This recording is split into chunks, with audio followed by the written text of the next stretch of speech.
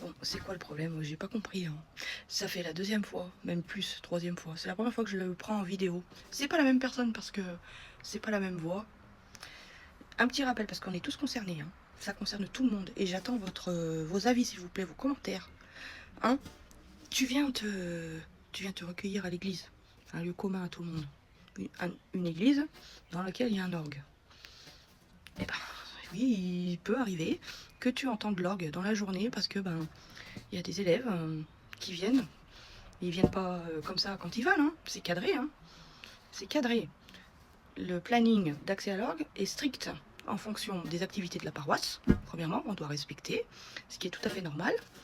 L'association responsable de l'entretien de l'orgue et de la vie de l'instrument et la municipalité, parce que l'orgue appartient en grande partie à la municipalité.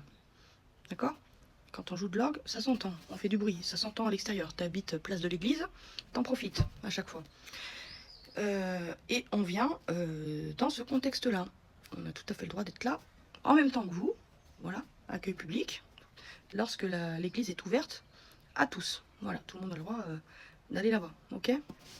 Donc moi, mon problème là, c'est que si tu viens et que tu supportes pas le son de l'orgue, que tu me gueules dessus parce que c'est trop fort, en fait, va à côté, le village d'à côté, il y a des églises, il y a plus d'orgue, où l'orgue il est dans un état lamentable, irrécupérable, et qui n'est plus en état de fonctionner. Donc là, tu seras tranquille.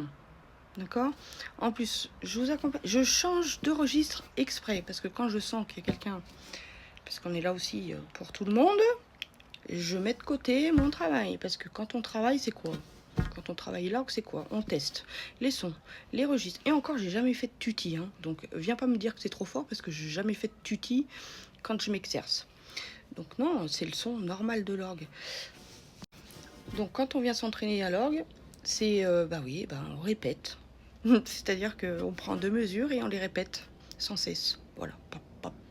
C'est ça le travail hein, des musiciens. On répète et on répète et on répète.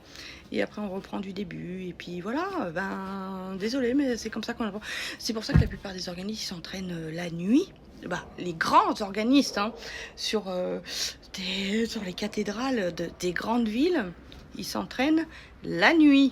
Justement parce que ça fait un dérangement du public dans la vie de tous les jours.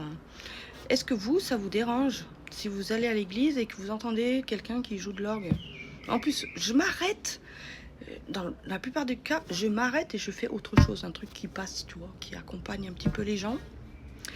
Et en plus de ça, en parallèle, j'ai des personnes au contraire qui sont rentrées dans l'église.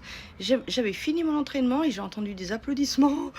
Et du coup, je me suis penchée là par la balustrade et elle m'a dit c'était merveilleux, c'était trop beau, madame et tout. Je dis ah bon, mais vous êtes là depuis longtemps? Elle me dit non, non, je vous ai entendu de l'extérieur et du coup, je suis rentrée. Donc ça, oui, ça fait chaud au cœur.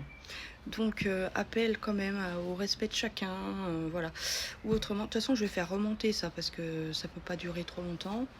Et les jours où on vient s'entraîner, éventuellement mettre une pancarte parce qu'il faut mettre des écrits. Et merci de respecter aujourd'hui, de telle heure à telle heure, il y a telle personne et telle personne qui vient s'entraîner. Et merci de votre indulgence voilà, pour les bruits et les sons. Voilà.